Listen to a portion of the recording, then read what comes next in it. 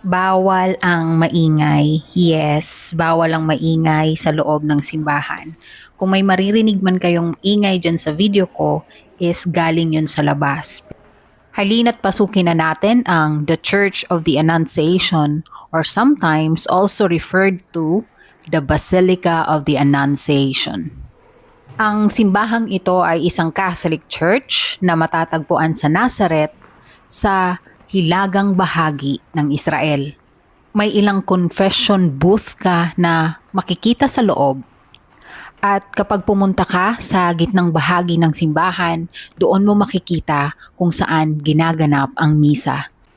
Magaganda ang mga estrukturang makikita mo sa loob ng simbahan at mapapansin mo na talagang napagtibay na ito ng panahon. Bagamat walang misa sa mga oras ng dating namin sa lugar na yan, masaya pa rin kami sapagkat nagkaroon kami ng pagkakataon na malibot at makita ang loob ng simbahan. Napansin ko na talagang buhay na buhay ang pananampalatayang Katoliko. Ang mga gamit pang simbahan na makikita sa loob ay talagang nakakabighani sa ganda. Ang mga kandila na nakasinde na nagbibigay ng liwanag sa loob. Sa pagtingala mo, makikita mo naman ang kakaibang disenyo ng kisame. At tiyak sa bahaging iyan, nagaganap ang sagradong misa. Misa na pinakikinggan ng mga mananampalataya at makikita ang cross na alam ko ang sandigan ng pag-asa ng bawat isa. Ito naman ang daan patungo sa ibabang bahagi ng simbahan. Nakakamangha ang mga disenyo. At pagdaan ko sa kaliwang bahagi, nakita ko nga si Father. Magaganda din yung mga bato na bumubuo sa simbahan. May itaas na bahagi pa ito, subalit hindi namin napuntahan sapagkat limitado lang ang aming oras. At ayan naman ang mga kuha ko habang iniikot ko ang loob ng simbahan.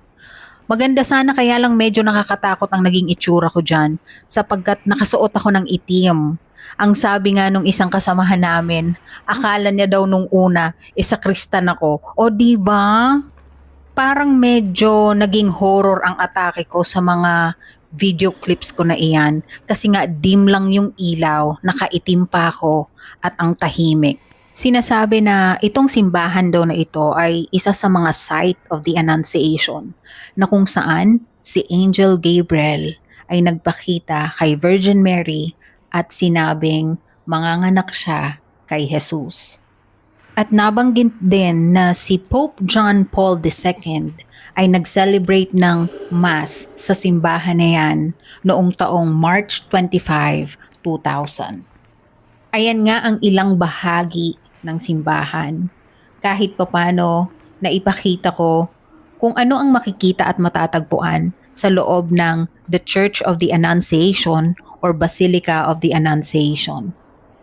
Isang paglalakbay sa Israel, paglalakbay na magsisilbing alaala sa habang panahon.